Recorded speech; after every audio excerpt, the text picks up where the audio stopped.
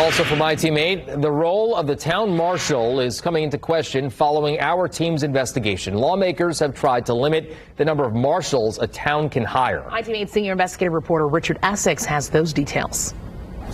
There are hundreds of retired police officers that continue to serve as a reserve officer or as a marshal.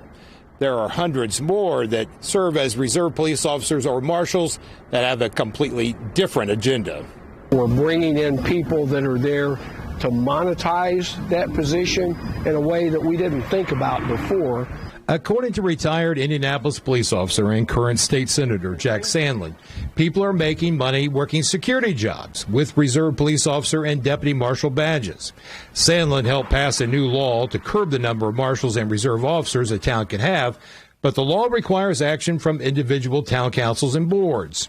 That requires a city or town to pass an ordinance to state the number of reserve officers they're going to have, so that we don't have someone that might be passing out a badge or an ID that's unknown to the town board or to the city council. And that can create a real liability if that stuff's going on. I-Team 8 told you just 2 weeks ago that in Henry County, 8 small towns have more than 60 deputy marshals. The state doesn't maintain a list of marshals or deputy marshals currently working.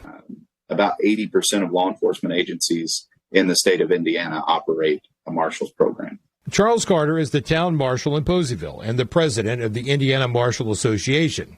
He says most of these agencies are in small towns with 2 or 3 people on the department. Without a local ordinance to restrict the number of deputy marshals the town can bring in, they could have several more. Most deputy marshals and reserve officers are volunteers and are not paid by the town.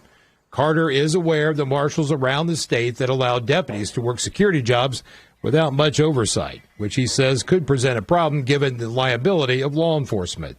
There's been talk of the state taking over town marshals and assigning them to each town. I think all of that's dangerous.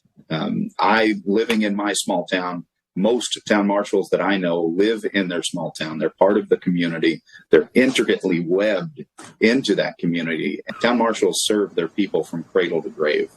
It's a very unique law enforcement position.